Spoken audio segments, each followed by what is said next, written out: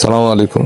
স্কুলে ভর্তির লটারির রেজাল্ট যারা ঠিক মতো দেখতে পারেন নাই, রেজাল্ট দেখার সঠিক নিয়ম এবং ভর্তি কবে থেকে শুরু কবে শেষ, এই ভিডিওতে বিস্তারিত দেখে নেব।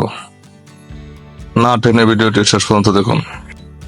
রেজাল্ট দেখার জন্য gsa.telitalk.com বিডি লিখে সার্ভারে প্রবেশ করার পর এরকম একটা ওয়েবসাইট আমাদের সামনে আসবে। ফলাফল অনুসন্ধানে ক্লিক করলে তিনটা অপশন আসবে, আমরা একটা একটা করে দেখবো। ফার্স্ট, রেজাল্ট লিস্টে ক্লিক করে ইউজার আইডি লিখে দিতে হবে। সাবমিটে ক্লিক করলে দেখতে পাচ্ছি ইউজার আইডি আর পাসওয়ার্ডটা পাওয়া যায়নি। এখন দেখবো ফার্স্ট ওয়েটিং লিস্ট।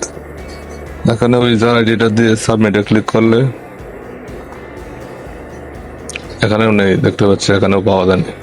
এখন যাবো সেকেন্ড ওয়েটিং লিস্ট। তাহলে ইউজার আইডি দিয়ে সাবমিটে ক্লিক করতে হবে। আমরা দেখতে পাচ্ছি সেকেন্ড ওয়েটিং লিস্টে তার নামটা আছে। ভর্তি কিভাবে হতে হয়, ভর্তি নিয়মাবলী সম্পর্কে এখন জানবো।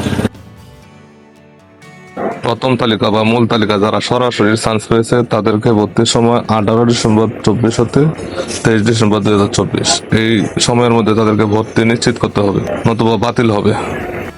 ফার্স্ট ওয়েটিং লিস্টের ভর্তির তালিকা 24 ডিসেম্বর 2024 হতে 27 ডিসেম্বর 2024 এই 7 দিনের মধ্যে তাদের ভর্তি নিশ্চিত করতে হবে। সেকেন্ড ওয়েটিং লিস্টের ভর্তি 28 ও 29 ডিসেম্বর 2 দিন। ভর্তি হতে কি কি লাগবে এবং কত টাকা খরচ হবে স্কুল থেকে যার স্কুল থেকে নোটিশের মাধ্যমে জানিয়ে দেওয়া হবে।